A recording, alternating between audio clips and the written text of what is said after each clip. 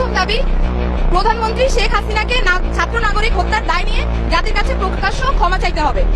দ্বিতীয় দাবি, আইন শৃঙ্খলা রক্ষাকারী বাহিনী ও দলীয় ক্যাডার এবং সন্ত্রাসী কর্তৃক ছাত্র নাগরিক হত্যার দায় নিয়ে স্বরাষ্ট্রমন্ত্রী আসাদুজ্জামান খান কামাল, সড়ক পরিবহন ও সেতু মন্ত্রী ওবায়দুল কাদের, শিক্ষামন্ত্রী মহিবুল হাসান চৌধুরী নয়ফেল, আইনমন্ত্রী আনিসুল হককে মন্ত্রী পরিষদ থেকে পদত্যাগ করতে হবে।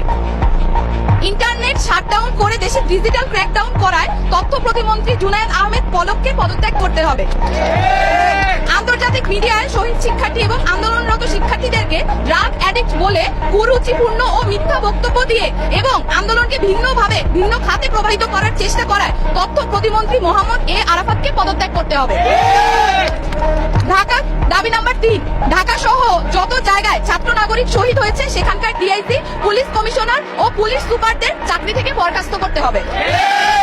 দাবি নাম্বার 4, ঢাকা বিশ্ববিদ্যালয়, জগন্নাথ বিশ্ববিদ্যালয়, জাহাঙ্গীরনগর বিশ্ববিদ্যালয়, রাজশাহী বিশ্ববিদ্যালয় এবং চট্টগ্রাম বিশ্ববিদ্যালয় সহ সারা দেশের প্রত্যেকটি বিশ্ববিদ্যালয় যেখানে ক্যাম্পাসে আইন শৃঙ্খলা বাহিনী কর্তৃক শান্তিপূর্ণ আন্দোলনে হামলা হয়েছে প্রত্যেকটি বিশ্ববিদ্যালয়ের ভিসি এবং প্রক্টরকে পদত্যাগ করতে হবে।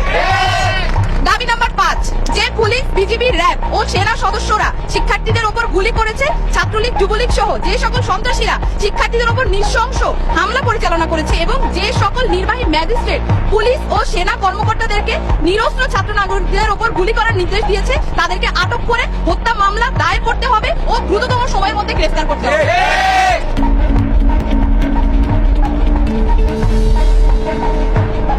দাবি নাম্বার 6, দেশব্যাপী যে সকল ছাত্র নাগরিক শহীদ ও আহত হয়েছে তাদের পরিবারকে অতি দ্রুত সময়ের মধ্যে যথাযথ ক্ষতিপূরণ প্রদান করতে হবে।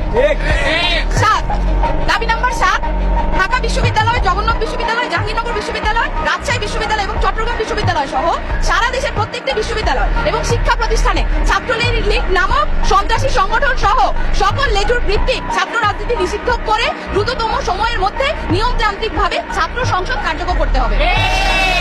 দাবি নাম্বার 8, অবিলম্বে সকল শিক্ষা প্রতিষ্ঠান ও হলগুলো খুলে দিতে হবে।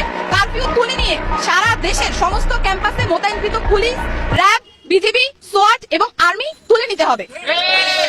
দাবি নাম্বার 9, বৈষম্য বিরোধী ছাত্র আন্দোলনের সাথে সম্পৃক্ত শিক্ষার্থীদের একাডেমিক ও প্রশাসনিক কোনো ধরনের হয়রানি করা হবে না এই মর্মে অঙ্গীকার করতে হবে।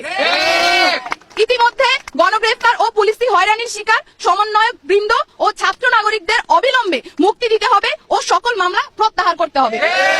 এই ছিল আমাদের 9 দফা দাবি এবং এই 9 দফা দাবিকে সামনে রেখে আমরা আমাদের আন্দোলন পরিচালনা করছি এবং আজকেও আমাদের যে কর্মসূচি, সেই কর্মসূচি থেকে আমরা বলতে চাই অবিলম্বে অতি দ্রুত আমাদের যে 9 দফা দাবি সেটা মেনে নিতে হবে।